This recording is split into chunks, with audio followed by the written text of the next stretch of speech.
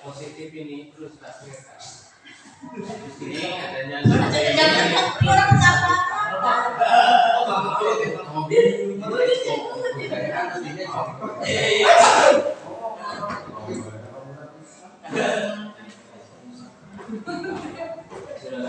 ya, dibudayakan ini anak tamu.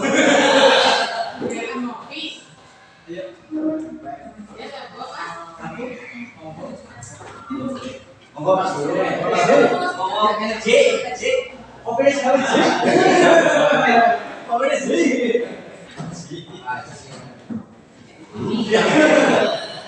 Habis. Amin. Kami kan sudah.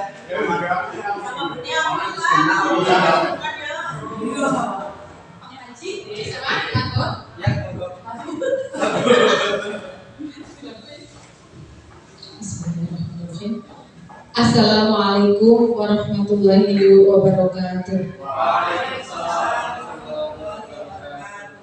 Bismillah, alhamdulillah, la haula wala quwwata illa billah. Yang terhormat Bapak Kepala Sekolah SD Negeri 1 Garang Sambung, yang saya hormati Bapak Ibu guru, karyawan dan karyawati SD Negeri 1 Garang Sambung. Alhamdulillah pada pagi hari ini kita bisa berkumpul di kelas 6A ini dalam acara penguatan pemahaman dan penerapan pengalaman budaya positif yang nanti akan disampaikan oleh Bapak Adi Prasetya. Bapak Ibu yang mohon maaf, Pak Adi Prianto, ya mohon maaf. Baik, Bapak Ibu yang saya hormati, sebelum dilanjutkan acara, perkenankan saya membacakan susunan acara pada pagi hari ini. 1. Pembukaan. 2. Sambutan kepala sekolah. 3. Pemaparan diseminasi budaya positif. 4. Penutup. Baik Bapak Ibu yang kami hormati, untuk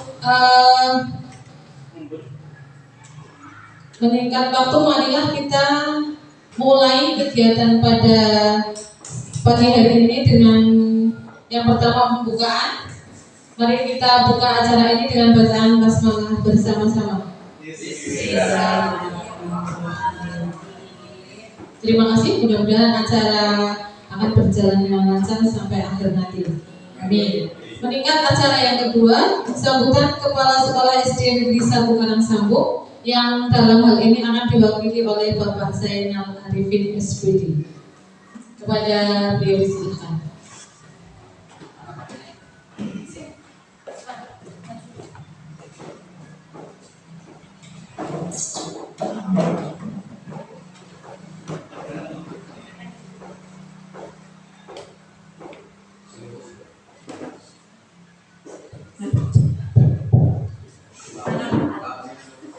Assalamualaikum warahmatullahi wabarakatuh. Alhamdulillah, bismillah, alhamdulillah, wassalatu wassalamu ala rasulillah wa ala alihi wa sahbihi wa mawala. La hawla wa la quwwata illa billah. Yang hormat Bapak SD 1 Garang Sambung, Bapak Ibu guru beserta karyawan SD 1 Garang Sambung yang kami hormati. Pertama, mari kita senantiasa bersyukur kepada Tuhan Yang Maha Kuasa atas segala nikmat yang diberikan kepada kita semua. Alhamdulillah kita pada kesempatan pagi hari ini bisa berkumpul untuk belajar bersama dalam keadaan sehat walafiat, memenuhi undangan dari rekan kita Bapak Adi Prianto. Mudah-mudahan pertemuan pada kesempatan pagi hari ini senantiasa mendapatkan berkah dan bermanfaat untuk kita semuanya. Amin Allahumma amin.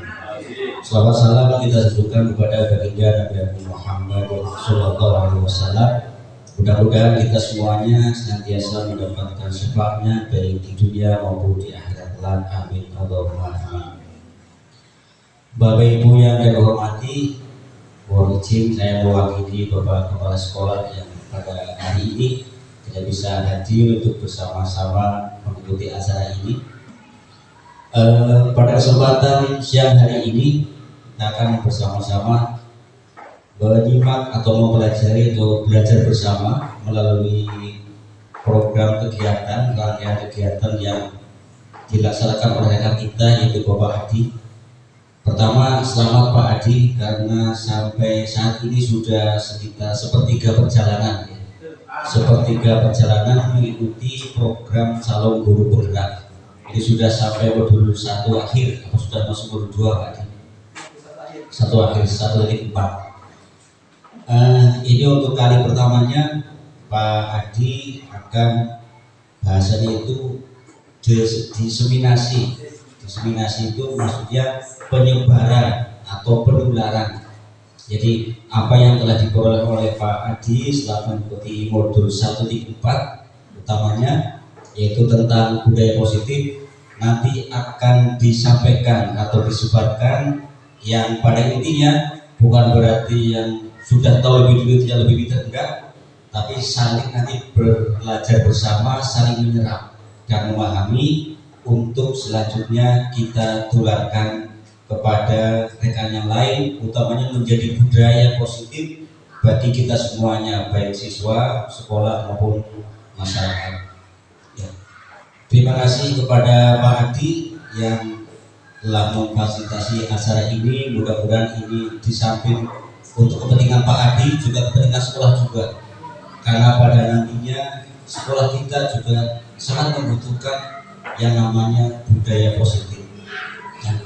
Nanti apa itu budaya positif, kemudian nanti ada istilah disiplin positif, mungkin ada nanti hukuman, konsekuensi dan sebagainya. Nanti mari kita simak, kita ikuti bersama-sama. Pak Adi nanti kita ada acara diskusi ini Pak Adi ya. Di acara diskusi nanti kita bisa saling mengasah pengetahuan yang mungkin diperoleh di luar materi atau tema yang akan disampaikan oleh Pak Adi demi untuk menambah pemahaman kita bersama. Ya, sekali lagi selamat kepada Pak Adi dan terima kasih kepada Bapak Ibu Guru yang telah berkenan untuk mengikuti acara ini. Mudah-mudahan senantiasa mendapatkan kemanfaatan pada acara siang hari ini. Sekali lagi terima kasih dan mohon maaf saya mewakili sekolah dari awal sampai akhir saya berikan sambutan. Segala kesalahan mohon maaf yang seterus-terusnya. Wa'afu minkum wa billahi taufiq wal hidayah. Assalamualaikum warahmatullahi wabarakatuh.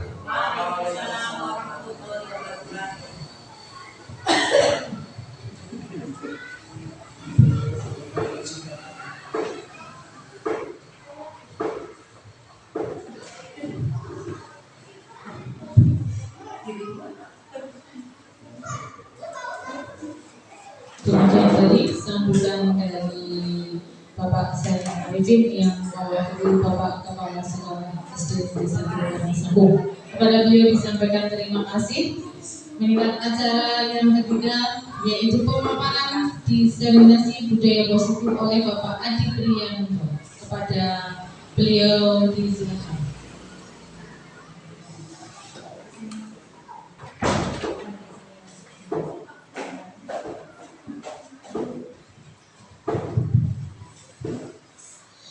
Bismillahirrahmanirrahim. Assalamualaikum warahmatullahi wabarakatuh. Waalaikumsalam warahmatullahi wabarakatuh.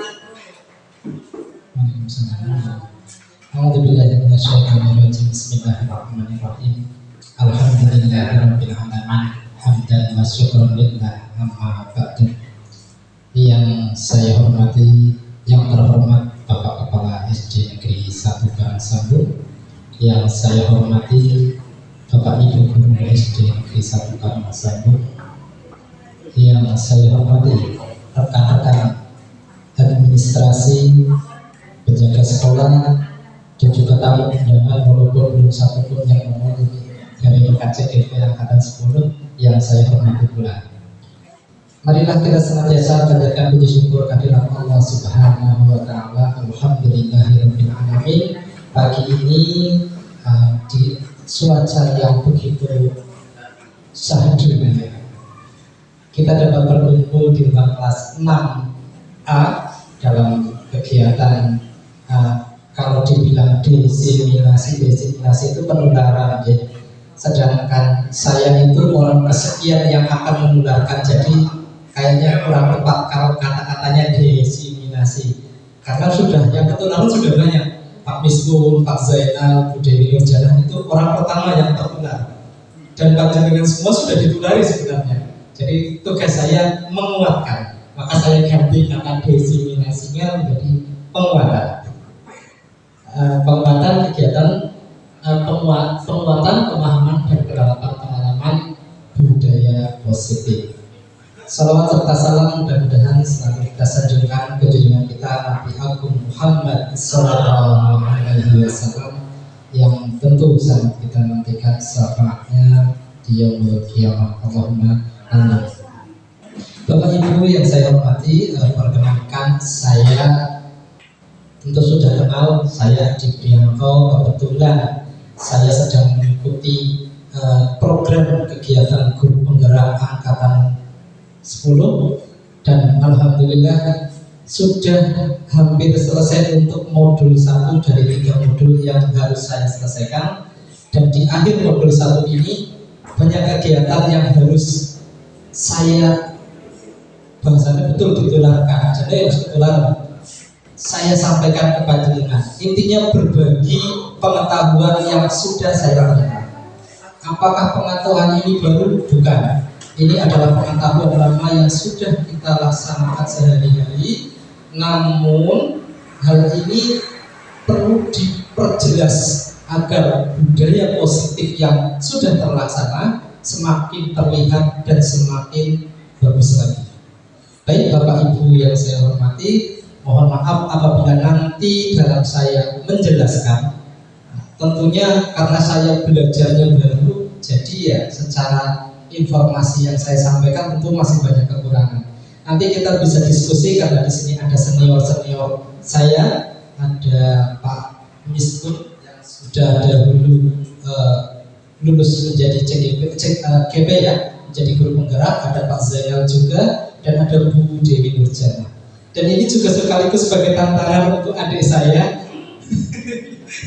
untuk Ibu Bumi. Nah ini nanti jadi tantangan baru dengan kurang lebih seperti ini yang akan kita laksanakan. Jadi kita belajar, ini juga contoh budaya positif. Nah di undangan yang saya bagikan ke panjenengan memang tidak saya resmikan.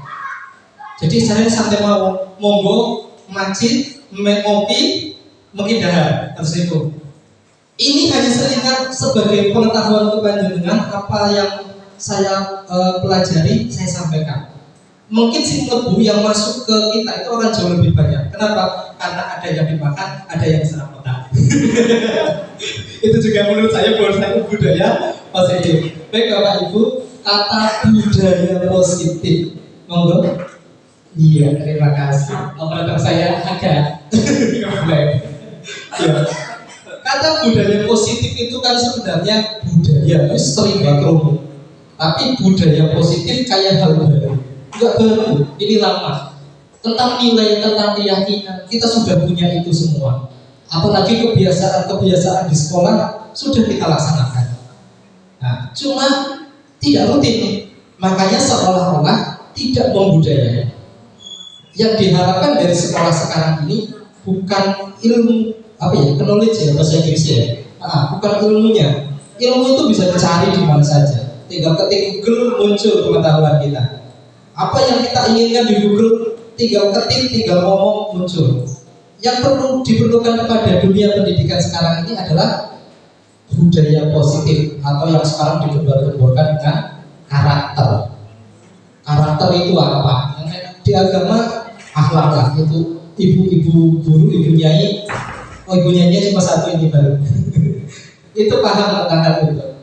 Dan itu bukan hanya tugas guru agama, tapi tugas kita semua sebagai pendidik, tenaga pendidikan, baik itu administrasi, penjaga sekolah, punya peranan yang sama untuk bisa menerapkan budaya positif di sekolah. Lanjut, Ceng Ayu. Nah, dalam konsep budaya positif itu ada 8 yang dipelajari. Dan ini seharusnya ada dan sudah ada di sekolah.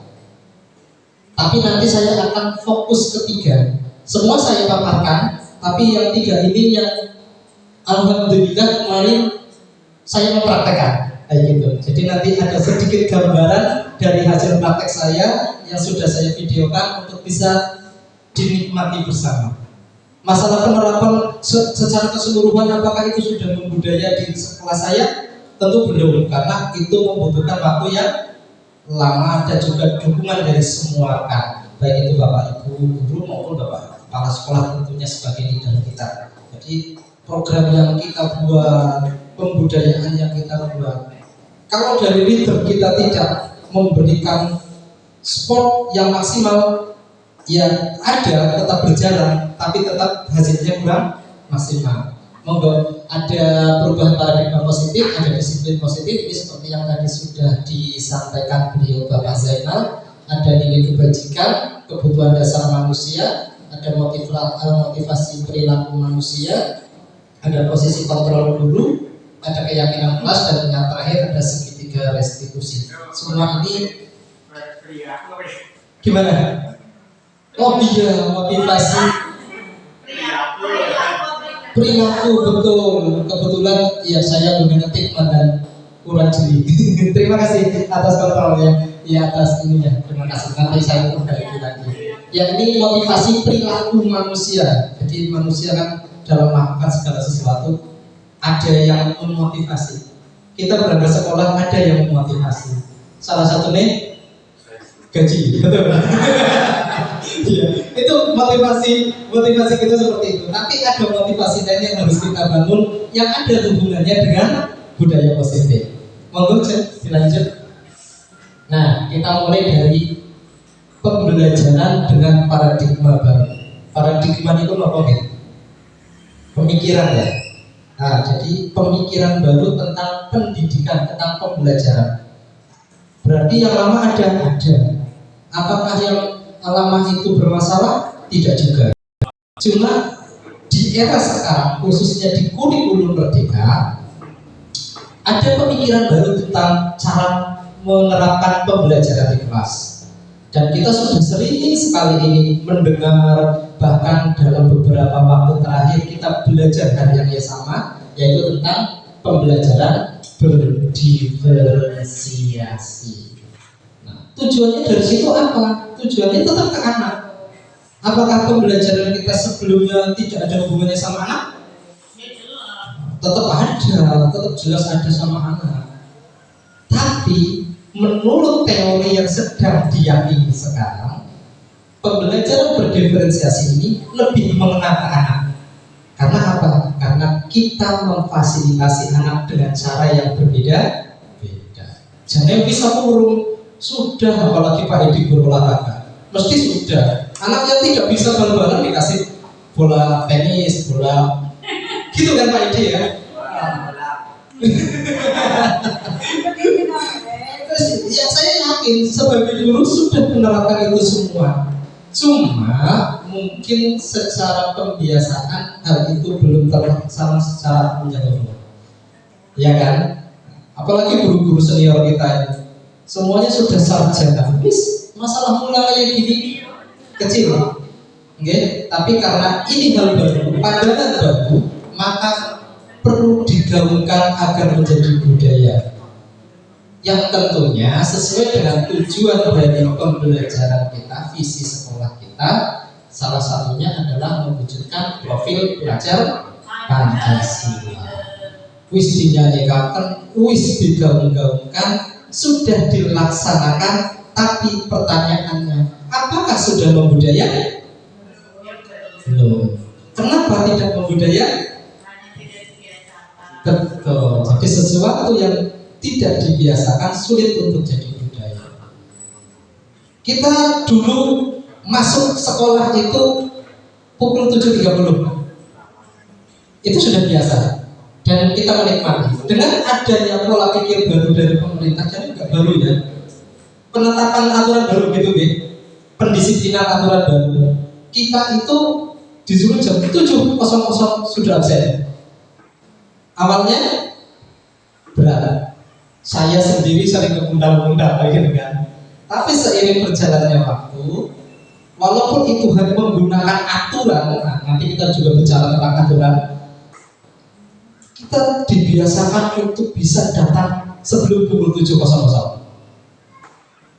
Entah itu seberat apapun mesti dipaksa karena ada sanksi yang menunggu kita, gitu kan? Nah nanti kita bicarakan itu. Tapi karena itu sudah dilakukan berkali, alhamdulillah sekarang sudah mulai membudaya untuk berangkat lebih awal sebelum pukul 07.00. Baik, lanjut Bu Hani.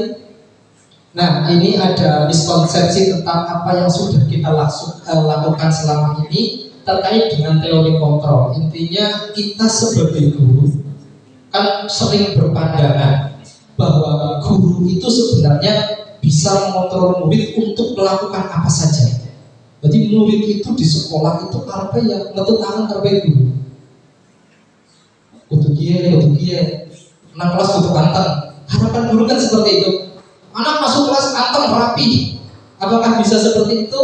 Tentu tidak. Karena anak punya karakter masing-masing. Nah, ini kesalahan, bukan kesalahan sih menurut saya, betul di waktunya saat itu, tapi kurang tepat di waktu saat ini. Maka yang perlu ada perubahan paradigma pendidikan. Lanjut, yang jangan ulangi. Yang kedua itu ilusi bahwa semua pengguna positif, efektif dan bermanfaat. Maksudnya di sini seperti ini Bapak Ibu. Ketika dulu menghukum itu tidak boleh, menggunakan kekerasan tidak boleh, mengatur anak agar patuh sepatutnya seperti yang diharapkan guru itu sudah dikurangi. Muncullah paradigma yang kedua, yaitu bahwa penguatan positif itu selalu efektif dan bermanfaat. Contoh, ada anak melakukan kegiatan mengerjakan sesuatu terus hasilnya bagus, gurunya memberi ribet setiap hari, permen lah, uang lah, jajan, atau mungkin saat di bulan Agustus ada perlombaan selalu dikasih hadiah. Apakah itu efektif untuk jangka panjang? Tidak. Ketika itu dilakukan tanpa ada ribet, tanpa ada imbalan, anak tidak akan mau. Berarti pola pikir anak bagus karena dia semangat di saat melakukan, tapi sayangnya ada harapan yang orang ini membuat dia kecewa. Nah, seperti itu. Jadi tidak semua hal yang positif itu efektif. Memberi itu positif, ya kan? Memberi hadiah itu positif, tapi tidak semuanya efektif. Nah, ini miskonsepsi mungkin kesalahan berpikir ya. Iya ya. Kesalahan atau kayak semacam miskomunikasi. Oh, miskomunikasi ya, oke. Miskomunikasi. Terima kasih Pak Miskun.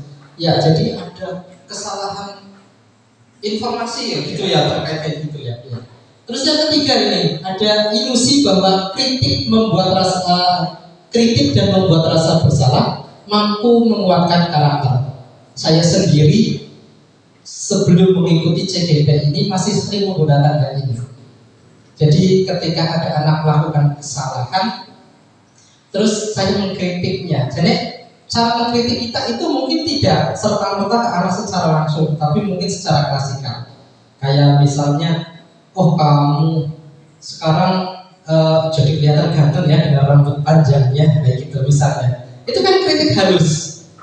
Tapi sebenarnya itu di anak merasa tidak nyaman. Saya yakin anak yang menerima itu tidak nyaman. Saya sendiri aja bahasa kita mungkin disindir lah secara halus seperti itu ya. Itu tetap yang merasa melakukan kesalahan itu akan merasa tidak nyaman dengan apa yang dia alami. Terus ada juga yang menggunakan rasa bersalah.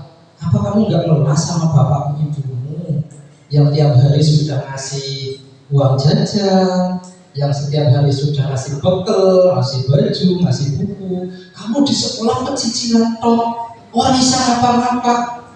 Iya, kita pernah melakukan itu mesti. Saya. Pendengar mungkin tidak berbeda. Saya seperti itu. Nah, ini ternyata setelah saya belajar di 1.4 ini, modul 1.4 CGP ini, wah, yang perlu sinau lagi ya. Ilmu saya yang saya anggap sudah baik ternyata masih jauh dari kata baik. Nah, lanjut. Yang keempat itu ilustrasi bahwa orang dewasa itu berhak memaksa. Ketika ada anak yang mengalami masalah misalnya bertengkar dengan teman karena tidak sengaja saat mereka bermain bola bersama tiba-tiba terjadi adu fisik yang memang bukan karena perkelahian, terus jatuh, sakit, nangis, saling menyalahkan.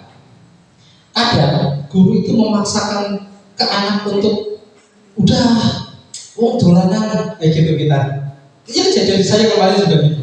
Udah, mungkin dolanannya wajar kayak gitu. Sekarang minta maaf aja. Udah minta maaf selesai. Padahal anak itu pengen bercerita, menyampaikan sesuatu yang dia alami. Terus kita pengen didengar, terus pengen kasih Pak Guru dia mengertinya prinsip gitu. Jadi nggak ujuk-ujuk langsung minta maaf. Harusnya kita tanyakan dulu kejadiannya apa. Apakah hal seperti itu baik atau tidak untuk dilakukan. Seperti itu. Terus nanti kita minta solusinya ke anak, jangan ke kita. Usahakan anak yang menggali solusinya sendiri. Itu yang diharapkan dalam budaya positif. Jadi anak itu ada kesadaran sendiri untuk melakukan hal-hal baik, sehingga itu nempak di dirinya sampai dia nanti dewasa. Lanjut Bu Hani. Itu untuk miskonsepsi tentang teori kontrol. Nah, teori kontrol di sini ada dua, yaitu ada stimulus respon dan teori kontrol atau pilihan. Nah, ini yang tadi menjadi miskonsepsi kurang lebih seperti ini. Ada di sebelah kiri, kita mengubah orang agar berpandangan sama dengan kita. Kan tidak semua orang punya pandangan sama. Sekarang semuanya pandang ke depan, tapi belum tentu pandangannya yang dilihat di satu kata yang sama, misalnya kata gagal. Kan orang bisa memandang ke yang lainnya. Itu hanya dalam satu tujuan seperti ini aja. Apalagi dalam pandangan hidup, dan cara mengajar mestinya berbeda-beda. Nah, di teori kontrol itu disebutkan bahwa di dunia ini semua orang itu punya cara pandangnya sendiri-sendiri, bahkan untuk memahami orang lain. Nah, yang kedua, ada perilaku buruk dilihat sebagai suatu kesalahan. Kalau anak melakukan hal yang misalnya salah, mencuri di kelas, mengambil uang milik teman atau alat tulis teman, kita langsung ngejudge ke mereka bahwa kamu salah. Padahal kalau kita gali, mungkin ada sesuatu di balik itu yang seharusnya kalaupun misalnya kita bilang, kamu salah, nyuri itu salah, kamu tahu itu dosa, itu mereka paham. Tapi keadaan di belakang mereka tidak mendukung mereka untuk seperti itu. Akhirnya, terjadi terulang lagi. Maka kita sebagai pengajar, pengganti orang tua di sekolah, maka kita harus memiliki perilaku itu bahwa semua yang mereka lakukan itu, baik itu buruk maupun baik, sebenarnya ada tujuannya. Cuma tujuannya mungkin kurang baik, baik atau tidak baik, kita perlu gali itu. Lanjut, yang ketiga, orang lain bisa mengontrol saya. Nah, ini kemarin di beberapa pertemuan KKG, panjenengan sudah bermain menggenggam sesuatu, terus rekannya disuruh memaksa Anda dengan cara apapun untuk membuka dan memberikan benda yang dipegang. Iya kan? Anu buat KKG gitu. Beda. Oh ternyata beda. Oh ya, ini terkait dengan teori kontrol, bahwa apapun yang kita miliki, apapun yang kita dapat, itu hanya kita sendiri yang mampu mengontrolnya. Mau memberikan ke siapapun itu juga dari diri kita, bukan dari orang lain. Bukan dirayu kayak apa, ketika kita memang tidak mau memberikan, ya tetap tidak. Karena kekuasaan itu ada pada diri kita. Tapi kalau kita sudah, ya udahlah kita kasih, dia mau merayu nggak merayu, tentu akan dikasih. Itu terkait dengan orang lain bisa mengontrol kita. Itu bawahnya seperti itu. Sebelahnya. Lanjut. Ini ke bawahnya sama lah ya. Ke materi berikutnya aja, karena belum juga.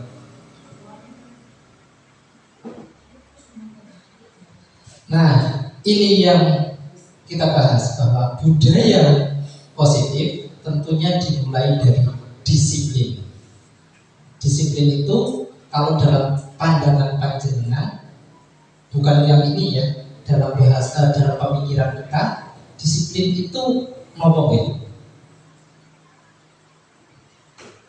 Jangan melihat tulisan yang ada. Kata disiplin dalam kehidupan sehari-hari kita itu menurut panjenengan pengertiannya itu bagaimana? Teratur, betul.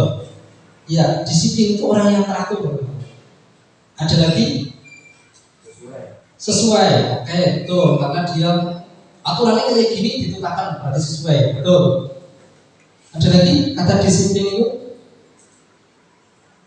Di luar ini ya. Kalau di sini kan disiplin katanya belajar tepat ya. Tepat waktu itu juga disiplin. Dan ini sering kita sampaikan ke anak. Sing disiplin. Baris pun dianggap disiplin. Mau masuk kelas berbaris, memang maknya disiplin, gitu kan? Kata-kata itu selalu kita gabungkan. Nah, padahal disiplin itu belajar. Nah, disiplin positif itu apa? Ya belajar untuk membangkitkan kesadaran yang ada pada diri anak untuk melakukan sesuai dengan aturan, tadi tepat waktu dan sebagainya. Jadi kata disiplin itu mudah diucapkan, susah dilakukan. Bahkan kita sebagai pendidik sendiri ngomonglah kepenak, apalagi sebagai pendidik teorinya lebih banyak daripada prakteknya. Itu biasanya dilakukan. Nah, yang diharapkan di sini budaya positifnya itu bukan cuma ke anak, tetapi ke pribadi kita juga berubah untuk menjadi lebih positif lagi. Nah, tugas kita sebagai pendidik ya membentuk murid yang memiliki disiplin sehingga perilaku mereka mengacu kepada nilai-nilai universal. Nilai universal itu nopo? Nah, iya, universal itu menyeluruh, diakui oleh siapapun bahwa itu benar. Jadi nilai universal itu kebiasaan yang dianggap oleh semua orang, semua agama, semua warga negara di dunia. Apa yang kita sebutkan itu mereka juga mengakui bahwa itu benar. Contohnya misalnya kayak bertanggung jawab. Saya yakin kalau seluruh orang di dunia ini paham dengan kata tanggung jawab dan meyakini bahwa itu sesuatu yang benar. Nah, di sini kita di kurikulum Merdeka itu sudah ditekankan oleh pemerintah kita bahwa yang universal itu lebih condong ke profil pelajar Pancasila. Terkait dengan pengertian dari sifat-sifat positif manusia sudah ada di situ. Saya hanya menjelaskan sedikit terkait dengan contoh kebajikan yang universal yang ada pada profil pelajar Pancasila, di mana di dalamnya ada beriman dan bertakwa kepada Tuhan Yang Maha Esa. Itu dijadikan fondasi pertama di urutan pertama. Kenapa hal itu dijadikan di situ? Ketika seseorang sudah berketuhanan, sudah beriman, maka seluruh yang ada di bawahnya, bernalar kritis, berkebinekaan, mandiri, gotong royong, itu sudah tercakup. Jadi kunci dari semua kebajikan itu kepada hubungannya dengan Tuhan. Kalau hubungan dengan Tuhan baik, maka hubungan dengan manusia pun harusnya lebih baik. Karena yang percaya Tuhan akan percaya sama perintah Tuhan untuk baik dengan sesama, untuk baik dengan alamnya. Baru dianggap orang itu beri. Ya, tidak apa-apa. Ini teori pengulur waktu. Oke, lanjut Mbak. Terkait ini sudah cukup karena ini tidak terlalu difokuskan. Nah, ini kebutuhan dasar manusia. Kita manusia tentunya memiliki kebutuhan. Kalau ditanya kebutuhan panjenengan apa? Duit. Pasti itu jawabannya. Ternyata tidak. Kebutuhan kita itu ada kebutuhan fisik dan ada kebutuhan psikis. Fisik itu ya sesuatu yang berhubungan yang bisa menyenangkan badan, makanan, minuman, uang. Uang itu kan hanya alat untuk mendapatkan itu. Tapi kalau semuanya sudah terpenuhi, kayaknya uangnya nggak perlu. Makanan ada, minuman ada, hiburan ada, uang itu kayaknya nggak penting, iya kan? Nah, tapi ada juga kebutuhan psikologis, kebutuhan dari dalam diri. Nah, ada 5 kebutuhan manusia. Ini menurut teorinya saya lupa. Saya tidak tuliskan lisensinya. Maaf, saya lupa. Jadi ada bertahan hidup, ada penguasaan, ada kesenangan, ada kasih sayang, dan ada kebebasan. Dari 5 ini yang masuk ke fisik itu yang bertahan hidup. Karena bertahan hidup itu hubungannya dengan jasmani. Iya, sedangkan penguasaan, kesenangan, kasih sayang, kebebasan itu hubungannya sama psikologis. Jadi jasmaninya tercukupi, tapi kalau psikologisnya tidak tercukupi, ya kadang linglung juga. Ya aja ini. Motivasi perilaku manusia. Jadi dari kebutuhan-kebutuhan tadi itu memiculah sebuah motivasi kepada manusia untuk melakukan sesuatu. Karena ada kebutuhan, maka itu sebagai pemicu manusia akan melakukan sesuatu. Yang butuh duit, ya butuh kerja. Yang butuh mangan, ya boleh pangan. Nah itu pemicu-pemicunya. Untuk perilaku manusia ini ada 3 pemicu. Yang pertama untuk menghindari ketidaknyamanan atau hukuman, untuk mendapatkan imbalan atau penghargaan dari orang lain, dan untuk menghargai diri sendiri. Nah, yang tersulit ini adalah yang terakhir.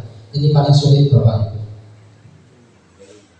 Yang biasa sudah kita lakukan yang kesini. Yang makan kasih, ya karena memang aturannya itu kasih, orang kasih. Pokoknya mesti dihukuman. Orang gajian. Potong, yes. Kita takut itu. Terus dari ketidaknyamanan lagi misalnya apa? Sebenarnya suruh pakai seragam kayak gini kita merasa kurang nyaman. Lebih nyaman pakai kaos kayaknya bebas gitu. Saya yakin semua orang berpikiran sama. Berangkat sekolah pakai kelambi kaos itu akan terasa lebih nyaman. Tapi dengan kita dipaksa seperti ini kan kenapa? Karena adanya rasa tidak nyaman oleh orang diomong. Kok pria sih jadi nama sekarang kok malah pakai baju itu, gitu kan? Itu muncul ketidaknyamanan. Awalnya sebenarnya kalau keinginan kita pribadi, ya apa yang nyaman yang kita pakai itu yang kita kenakan. Coba kalau pemerintah melakukan hal seperti itu, mungkin semua orang di sekolah itu nyaman. Cuma mungkin ada pandangan yang lain. Ketika kita dibebaskan menggunakan aturan pakaian tanpa ada aturan pasti, mungkin akan saling menonjol. Kaos yang saya pakai mungkin harganya 50.000. Nanti mau enggak, saya mau beli yang 150.000. Nah itu menjadi ketidakteraturan di sekolah. Yang kedua, untuk mendapatkan imbalan penghargaan ini juga motivasi itu. Tapi pertama ya harus kerja ya boleh duit, gitu ya. Terus mesti itu nggak ada itu yang lainnya lagi. Mesti kebanyakan awal-awal kerja nampaknya boleh duit. Iya kan? Nah, terus penghargaan dari orang lain itu kesekian sebenarnya. Kalau kebutuhan akan uang kita itu sudah cukup terlewat dari kayak makan minum dan sebagainya gitu ya. Karena kerja kan untuk cari pertama itu cuan lah. Nah itu sudah tercukupi, maka penghargaan itu akan diperoleh nanti ketika selanjutnya. Asal duit itu cukup dihargai oleh tidak apa-apa. Tapi ketika misalnya seseorang ini sudah cukup uangnya, terus dia dikasih penghargaan sama orang terkait pekerjaannya, wah Pak Purnomo wisugih rajin, itu lebih memotivasi dia untuk melakukan kegiatan, untuk melakukan pelayanan lain. Iya. Ya harapan kan seperti ini. Dan saya yakin semua dari kita juga menginginkan yang terbaik buat kita dan buat orang-orang di sekitar kita. Nah, kalau itu dibangun menjadi menghargai diri sendiri, maka motivasi ke belakang ini runtuh semua. Jenengan dan maka sekolah gasik kan pengaruh apa jalan mengapa? Alai penting yang makan gasik ngaruh kurang ngaruh kalau yang bayaran dan sebagainya itu bukan urusan saya. Sebenarnya saya berangkat gasik, saya merasa senang. Orang-orang akan menganggap wah rajin, diomong yang ngomong yang ngomong. Kenapa? Karena sudah menghargai diri sendiri. Daripada yang diomong, mending yang melakukan yang terbaik untuk diri saya sendiri. Itu sudah motivasi dari dalam. Maka mau diiming-imingi seperti apapun panjenengan, itu nanti hanya jadi seolah-olah kayak bonus itu bonus. Kan ada orang yang melaksanakan sholat karena pengen dapat pahala, terus nanti mati masuk surga. Terus semua orang gitu, awalnya gitu. Tapi ada satu yang perlu dibangun, ini yang saya kutip dari Gus Zainal, bahwa yang perlu dibangun adalah keikhlasan dalam melaksanakan itu. Jadi lakoni sholat itu tujuannya apa? Inyong sing penting sholat nyukuri Gusti Allah sampai urip nang inyong. Ya udah, tinggal nikmati itu. Masalah nanti Gusti Allah masuk banyak nang neraka nang surga, kuwi hak Gusti Allah. Wong nyong gambare nyong tinggal urip nang Gusti Allah. Sekarang saya berterima kasih dengan cara sholat. Misalnya seperti itu. Itu kan berarti sudah menghargai diri sendiri. Ya, ini sekalian orang budaya baik kan ada hubungannya sama keagamaan. Kita tahu sih sekali. Ngomong gitu sendiri. Oke. Makanya saya berhati-hati ada bunyain di sini. Ada bunyi juga. Tapi yang paling penting kopinya kan bisa seruput. Acara utamanya kan kopi. Enggak kopinya. Gak usah tegang, kopi dulu.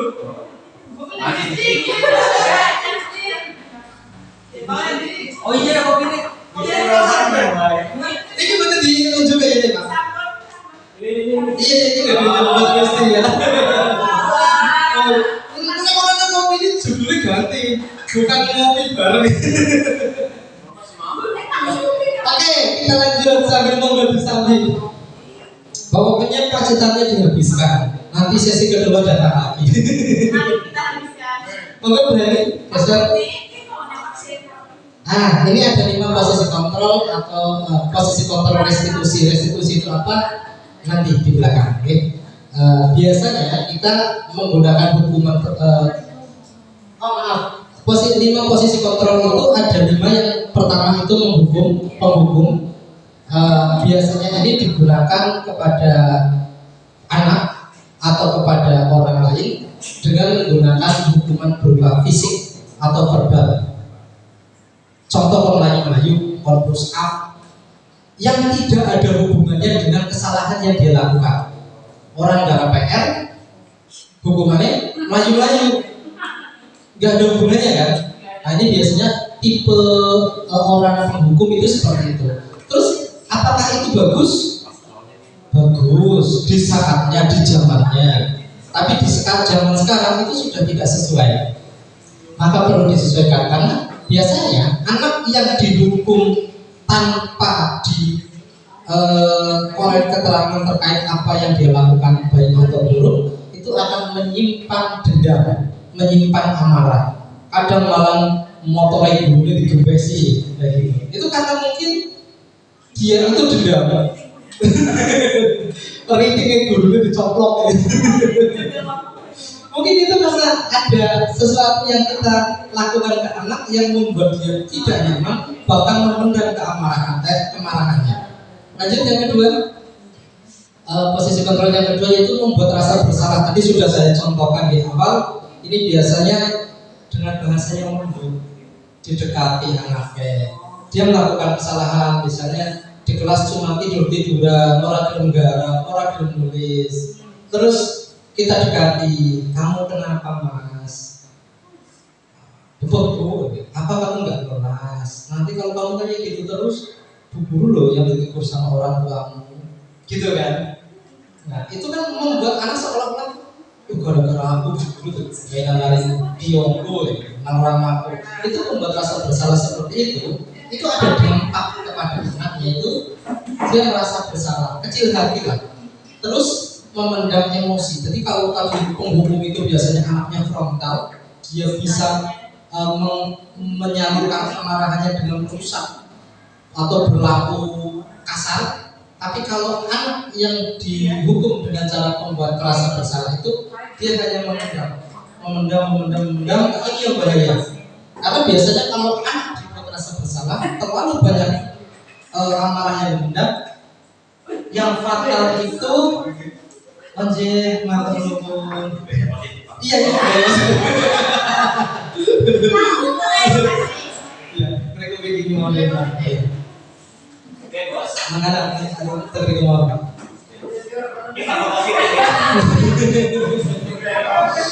Ya pokoknya harus banyak yang masuk. Jadi tidak cuma yang didengar, tapi yang dimakan juga harus masuk ini.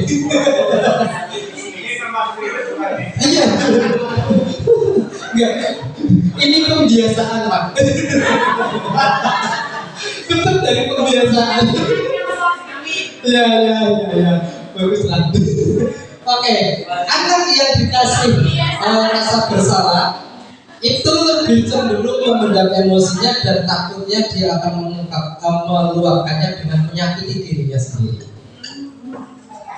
Bukan untuk diri atau gimana. Yang tadi pagi malah saya dapat informasi dari teman meninggal dunia. Begitu kita tanya kenapa meninggal, kemarin masih duduk bersama. Ternyata gantung diri. Iya, berarti mungkin ada sesuatu tekanan ke dalam dirinya yang tidak bisa dia ungkapkan, salurkan. Iya betul. Makanya ketika Anda memendam sesuatu, ungkapkan saja. Lepaskan saja. Biar nanti rekan kita yang akan membimbing kita ke jalan yang lebih baik. Lanjut berarti yang ketiga, di posisi kontrol yang ketiga yaitu sebagai teman. Nah ini di era kurikulum 13 ini agak lebih digabungkan daripada posisi yang terakhir nanti. Jadi kita menganggap bahwa murid adalah teman. Ini dari pengawas TKSD kita, Guru Yatun itu sering menekankan seperti itu, bahwa murid itu ya diajak seperti teman. Kita ajak bergurau, di kelas jangan tegang, mengajak gaula, kasihlah lelucon-lelucon biar anak itu senang kayak gitu ya. Ini bagus sekali menurut saya. Tapi ternyata setelah saya belajar ada kekurangannya. Ada. Kenapa? Iya betul. Bahwa kita sebagai guru itu kayaknya nggak ada. Anak itu terlalu nempel dengan kita. Iya kan? Dia seolah-olah menurut kita itu kayak teman sementara. Ya bagus sebenarnya. Dia akan cerita apa adanya terkait masalah-masalah yang dia alami. Tapi di sini ada ketergantungan murid-murid kita. Ketika kita ada di kelas, mereka akan nyaman. Tapi ketika kita sedang punya tugas di luar, kelas diganti dengan guru yang lain, ternyata guru yang lain tidak menunjukkan sikap yang sama dengan kita. Dia akan punya sesuatu yang berbeda. Mungkin dia akan malas, mungkin dia akan marah-marah dan sebagainya. Ketergantungan itu. Iya, maka kalau bisa diri ini sebenarnya tidak semua posisi kontrol ini tidak hanya di sekolah saja, bisa dilakukan untuk di rumah. Nah, belajar yang satunya lagi, masih dua. Nanti mana yang paling bagus kita terapkan di rumah, mana yang paling bagus kita terapkan di sekolah. Nah, ini ada posisi pemantau. Ini juga sering kita lakukan, yaitu biasanya menggunakan bahasa yang datar tapi formal. Contoh ini biasanya penjaga di pintu gerbang, petugas pengontrol di pintu gerbang.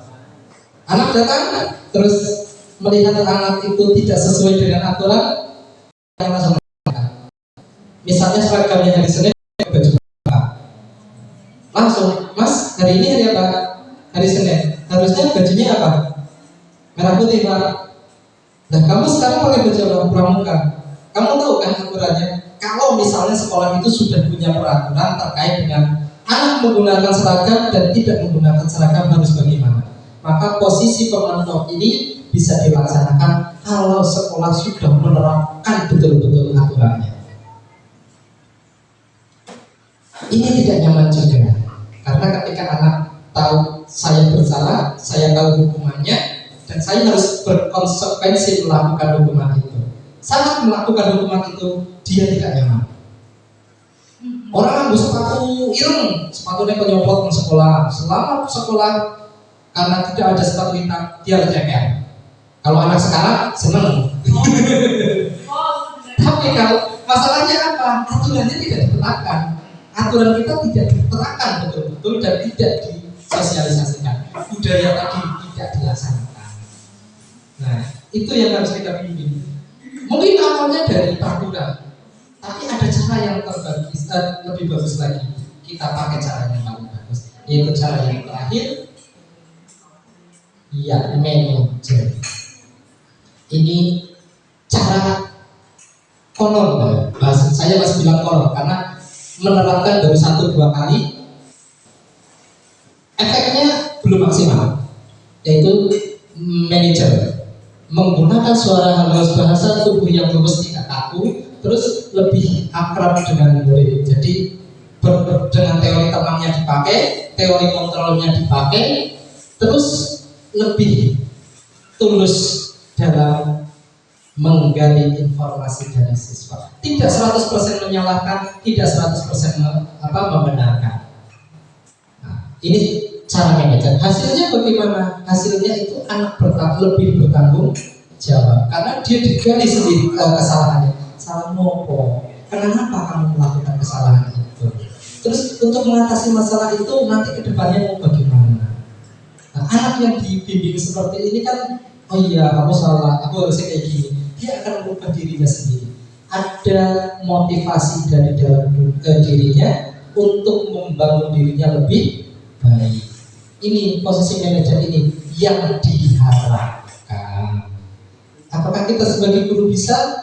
Harus belajar sedikit demi sedikit. Kalau dirubah secara langsung, saya yakin tidak semudah itu merubah kita menjadi orang yang berkah. Kan tadi sudah disampaikan di awal, yang dapat merubah kita, yang dapat mengatur kita siapa? Diri kita sendiri, bukan orang lain. Lanjut bahan. Kayaknya setujuannya sudah mendekati. Kebetulan saya sudah waktu ini. Oke, mari kita ini. Ada beberapa kalimat yang saya tulis di sini. Kira-kira kalimat ini masuk ke mana? Ke penghukum, rasa bersalah, teman, manajer terakhir ya. Oh, pengontrol ya, pengawas ya tadi ya, yang apa? Kita coba satu persatu dari nomor 1. Monggo dibaca. Saya kecewa sekali dengan kamu. Kalimat seperti ini biasanya dilontarkan oleh seorang guru penghukum, seorang guru yang membuat rasa bersalah, seorang guru yang menjadi teman, seorang guru yang menjadi pemantau, atau seorang guru yang menjadi manajer. Bersalah ya. Oke, sip. Wah, udah mulai paham nih. Jadi besok bisa langsung diterapkan. Yang kedua, kamu tidak pernah benar melakukannya. Kamu tidak pernah benar melakukannya.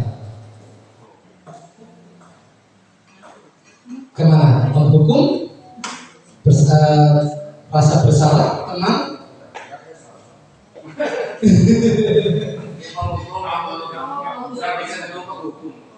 Kamu tidak pernah benar melakukannya.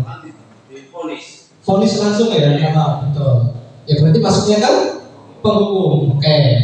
Ayolah, lakukan demi saya ya. Ayolah, lakukan demi saya ya. Oh iya, betul. Nah. Terus apakah kamu mau mendapatkan stiker bintang hari ini? Teman, bagaimana kamu bisa menyelesaikan masalah ini misalnya seperti itu? Manajer, ya. Canggih, besok tinggal diterapkan. Oke, dilanjut. Nah, dalam menyelesaikan permasalahan-permasalahan yang kita hadapi, salah satunya dengan posisi manajer. Manajer itu yang baik melakukan 3 langkah ini. Langkah ini namanya segitiga restitusi. Dimulai dari mana? Dari menstabilkan identitas. Ketika anak melakukan kesalahan, maka kita tidak harus menyalahkannya secara langsung. tapi kita bisa menanyakannya atau memberikan ketenangan ke anak, distabilkan dulu. Gelut tutup emosi tuh. Nah, kita nggak harus langsung gelut wis salah, nggak harus. Tapi kita stabilkan dulu. Kenapa? Nah, ketika mereka sudah mulai mengalir cerita, maka kita stabilkan emosi mereka dengan menanyakan, oke, gelut itu mungkin memang bukan perbuatan yang benar, tetapi mungkin juga mengasihkan. Gelut mengasihkan apa prinsip dulu deh. Itu salah satu usaha sebenarnya. Kita memberikan rasa nyaman ke mereka bahwa yang mereka lakukan itu tidak 100% salah. Karena manusiawi orang melakukan seperti itu biasa. Mungkin beberapa orang melakukan hal itu karena mereka lebih mudah menyalurkan emosinya. Tapi kalau dilakukan seperti itu terus, apakah itu baik? Nah, anak akan menyadari sendiri, oh iya itu nggak baik. Itu posisi dimestabilkan.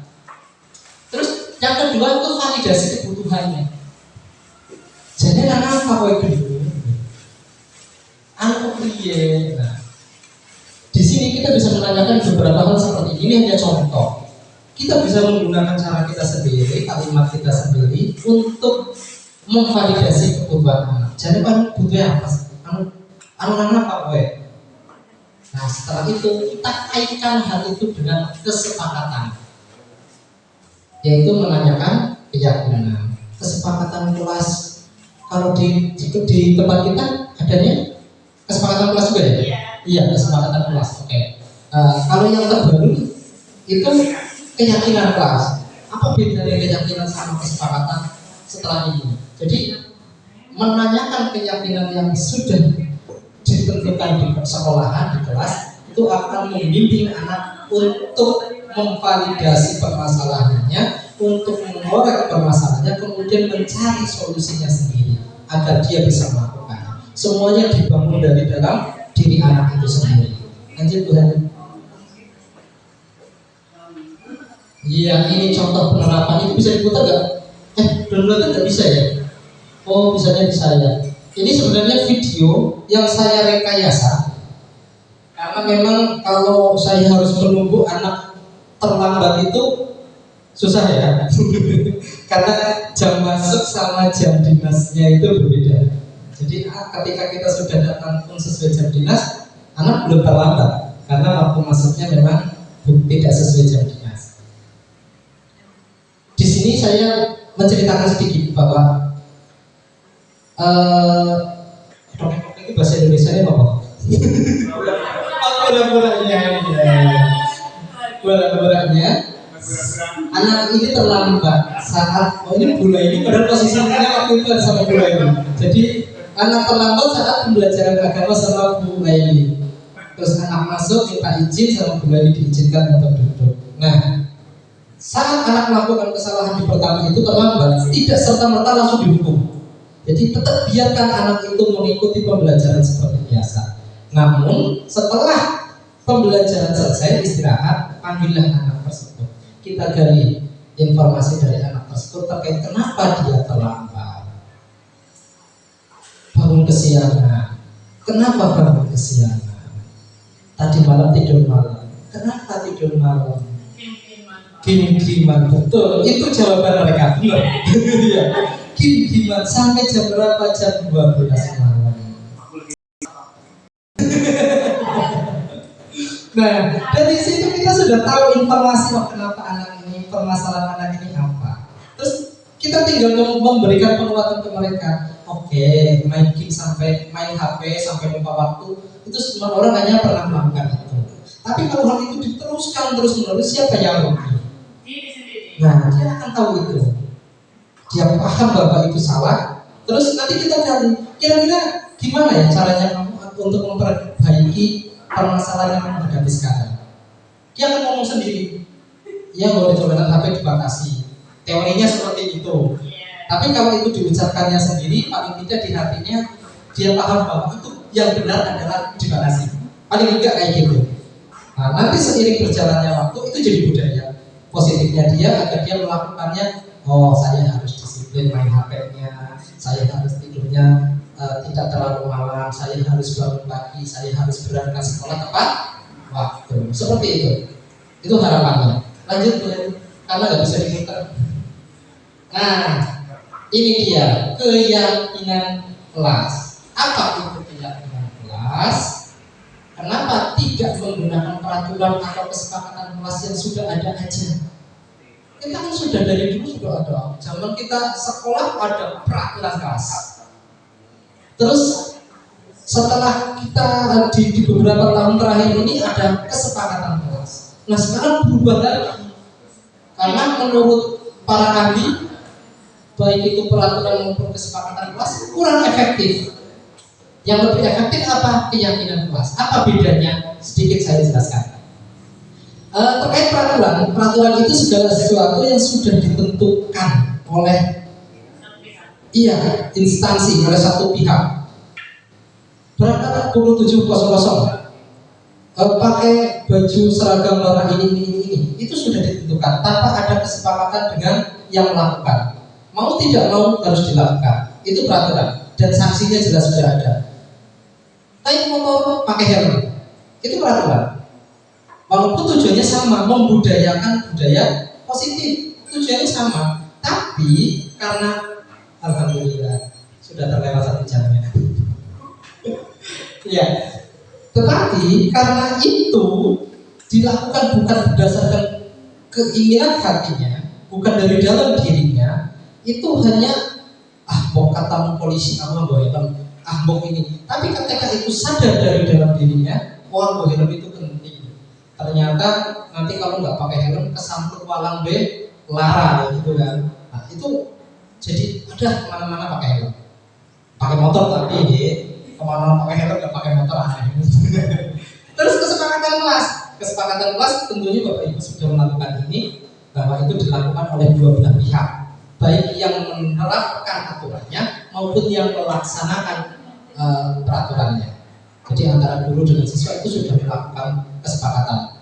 Di sekolah, di kelas harus bagaimana? Selama guru ngajar harus tenang, tidak boleh makan di kelas harus bersih dan sebagainya. Itu sudah terjadi kesepakatan. Dan biasanya kesepakatan ditambah dengan sanksi. Orang melakukan kesepakatan, sanksinya ini. Orang melakukan sanksinya ini. Sudah ada itu. Nah, itulah kata sanksi ini masih dianggap negatif. Karena munculnya keinginan melakukan bukan karena keinginan pribadi dalam dirinya, tetapi ada unsur sanksi. Yang paling tepat menurut program guru penggerak adalah keyakinan kelas. Karena ini menimbulkan disiplin yang didasari oleh motivasi di dalam diri peserta didik. Ini yang harus dilakukan. Contoh dari keyakinan kelas, jangan itu. Iya. Oh, sini dulu ya. Ya, Pak. Lanjut aja, ini sudah dicontohkan. Nah, ini. Bagaimana membuat keyakinan kelas? Keyakinan kelas itu nggak beda jauh dari peraturan kelas, tapi dibuat lebih abstrak dan lebih simpel. Prosedurnya seperti ini. Lanjut aja Bu Hani. Ya, ini contoh beberapa peraturan kelas yang diubah. Kesepakatan kelas dan peraturan kelas yang diubah menjadi keyakinan kelas. Contoh, selalu kembalikan buku ke tempatnya. Itu kesepakatan dan peraturan biasanya gitu ya. Nah, kita ubah bahwa itu adalah bentuk dari tanggung jawab. Ya udah, kesepakatannya tulis aja tanggung jawab. Nah, tugas guru setelah kesepakatannya yang dibuat itu menjelaskan tanggung jawab harus kayak gini loh, kayak gini. Itu ada diskusi juga dengan siswa terkait itu. Untuk yang ini kita lewati saja. Tadi niatnya saya mau diskusi dengan panjenengan untuk menentukan satu contoh dari kesepakatan yang diubah menjadi peraturan yang diubah menjadi kesepakatan kelas, keyakinan kelas. Kita lewati saja karena sudah 1 jam lebih. Lanjut Bu. Ya, ini langkah-langkah dalam membuat keyakinan kelas, yaitu dengan diskusi mengenai peraturan yang sudah ada kita diskusikan dengan enak, terus kita rumuskan peraturan-peraturan yang sudah ada menjadi keyakinan kelas seperti yang sudah saya contohkan tadi. Dan yang terakhir, sebenarnya masih ada penandatanganan dengan siswa. Jadi setelah dibuat keyakinan, maka disuruh menandatangani semua bahwa ini adalah hasil diskusi kita. Dan yang terakhir, kita tempelkan keyakinan itu. Terus diterapkan dan, nah ini yang penting, peraturan anak, keyakinan anak, kesepakatan anak, ini mulai diawasi. Pelaksanaannya tidak dikontrol, maka semua ini tidak akan jadi budaya positif. Iya, lakoni tidak ada efeknya apa, maka ya bubar dengan sendirinya. Ya, lanjut dari. Nah, lanjut ke penutup mawon cek. Kopinya kasih kadang mau deh. Nanti monggo sebelum saya tutup nanti monggo didahar apa yang ada dihabiskan teman-teman, karena tujuan pertamanya adalah ngopi bareng, berarti kopinya harus habis. Nah, di penutup ini bahwa marilah kita bersama-sama untuk saling bekerja sama, berkolaborasi, saling mendukung dan mendukung apa? Terwujudnya disiplin positif di sekolah kita, sehingga nanti karakter dari yang diharapkan profil pelajar Pancasila itu dapat terwujud. Demikian Bapak Ibu, mohon maaf waktunya molor jauh dari 1 jam karena saking asiknya dicek mic. Dan saya melihat kayaknya antusiasnya lumayan bagus. Jadi saya terbawa suasana. Mohon maaf kurang bisa mengajak Bapak Ibu untuk aktif dalam diskusi karena memang saya masih belajar untuk menjadi narasumber. Banyak kesalahan mohon dimaafkan. Ihdinas siratal mustaqim. Wassalamualaikum warahmatullahi wabarakatuh. Waktu dan tempat saya kembalikan.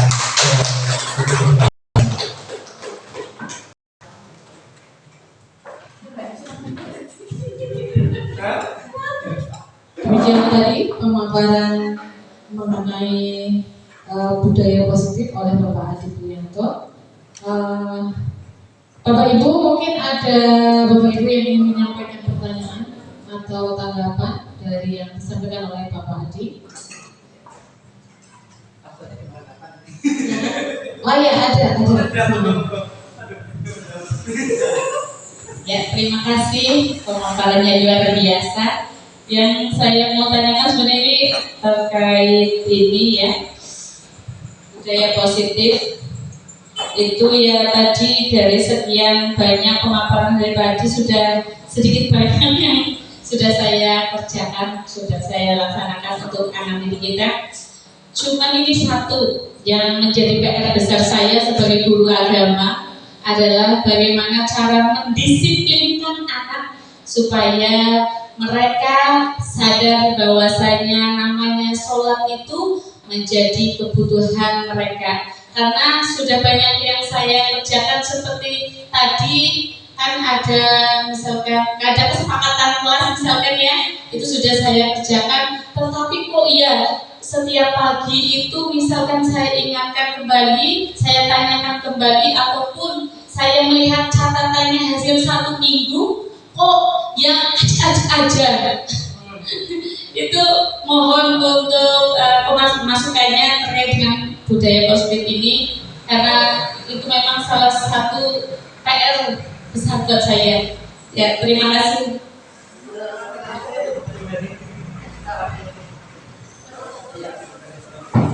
Oke, terima kasih Bu Mimi atas pertanyaan yang sangat luar biasa.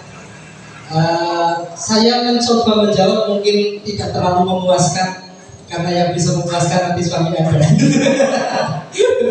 Oke, kita lanjut. Di sini di penutup sudah saya kasih gambaran karena oke ya.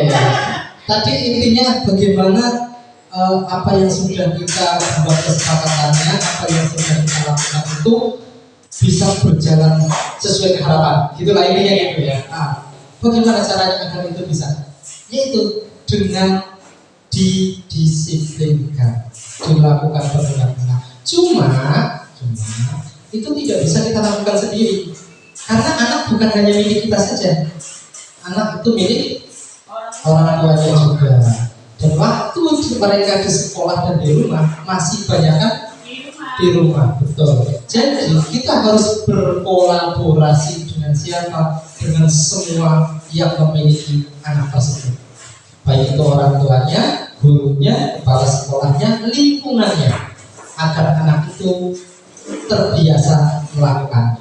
Kita di sekolah sudah sholat, bahkan kita mungkin mengadakan sholat duhur bersama, tapi di rumah mereka tidak dibiasakan itu. Ya setengah blok. Mereka akan melakukan itu ketika di sekolah. Mereka akan rajin bawa mukena, bawa sarung, bawa peci ke sekolah, rajin. Tapi di rumah begitu cacat, nggak ada yang perintah, nggak ada yang ngajak, nggak ada yang nyontomi, selesai. Bagi mereka sholat berarti hanya duhur di sekolahan dan duhur di sekolahan. Sisanya nggak ada contohnya. Jadi contoh itu paling penting bagi anak-anak di usia sekolah dasar. Figur yang menjadi contoh, figur-figur itu yang akan lepak di mereka. Oh, saya melakukan kayak kita pun akan melakukan seperti itu. Yang kedua baru aturan peraturan kebiasaan itu. Nah, ketiganya ini kontrol bersama. Kita kontrol pakai buku pendamping, kita kontrol pakai bertanya kepada anak. Saya lihat di sekolah siapa yang seperti itu secara pasangan. Tapi kolaborasi dengan orang tuanya tidak dilaksanakan. Orang tuanya menganggap bahwa ketika dikasih buku kontrol, orang terisi, anakku bijinya elek, selesai. Mereka hanya contek saja, mereka hanya tanda tangan saja tanpa memikirkan dampaknya pada anak. Nah, jadi menurut saya hal seperti ini nggak bisa dilaksanakan dalam waktu 1-2 bulan, tapi butuh berbulan-bulan dan bertahun-tahun dengan sekup yang melaksanakannya itu, dan tanggung jawabnya dilakukan secara bersama-sama. Maka perlu duduk bersama antara pihak sekolah dan masyarakat, orang tua. Begitu. Mohon maaf kalau kurang memuaskan. Mungkin ada masukan dari Mas Zen? Ya.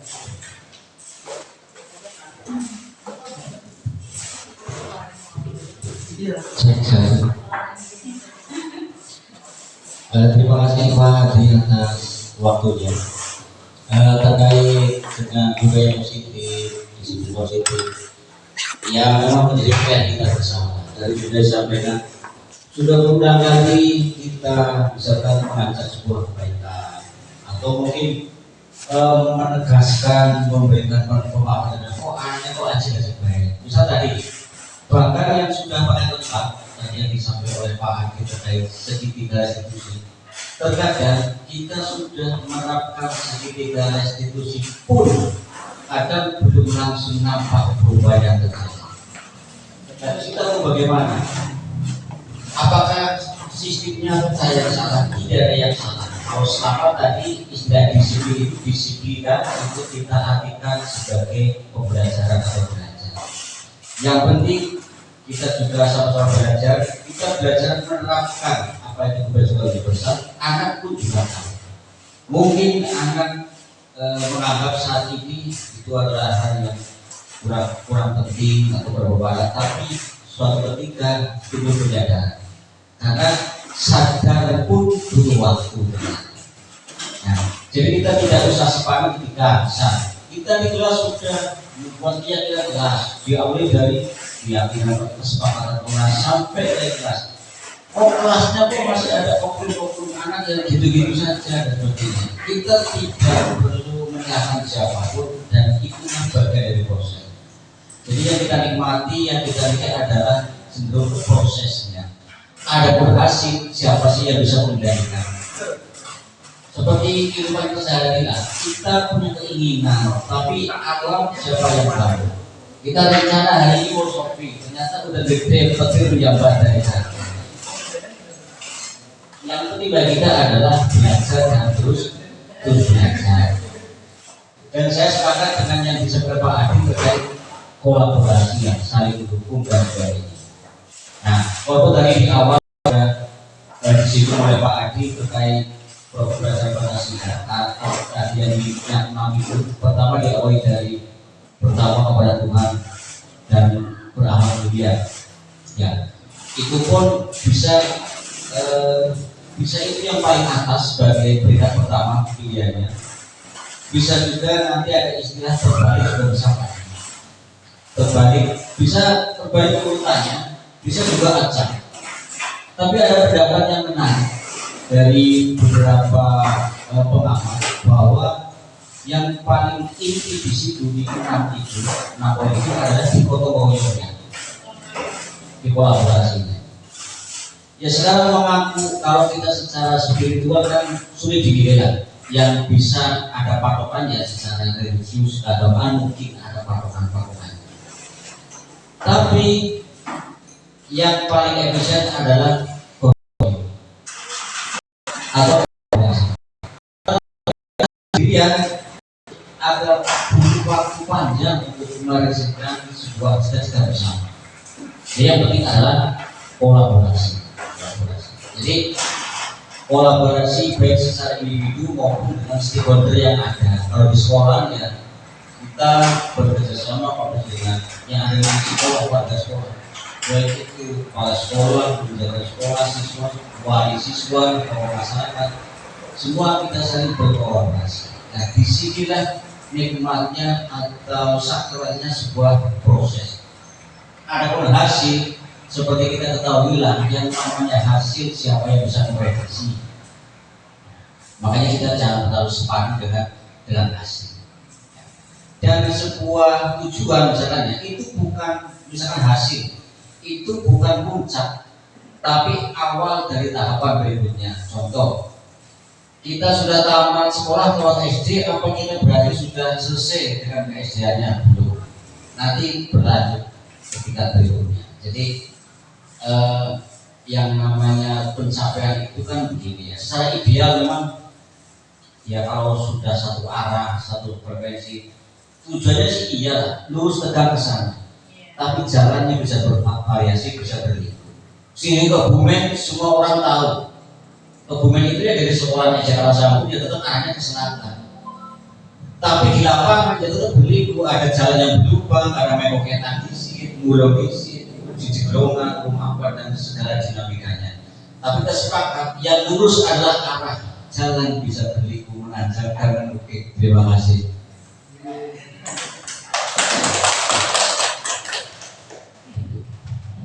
Terima kasih pada Pak Zainal. Mungkin mau ditambahkan apa sudah cukup?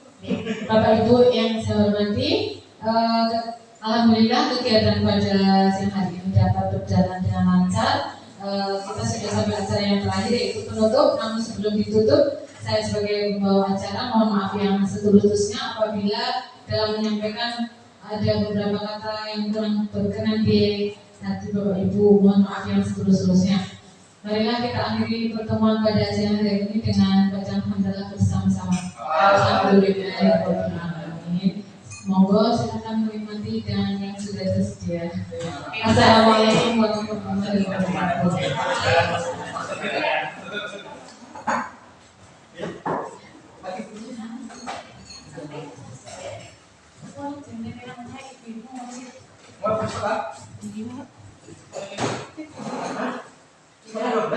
Iya, makanya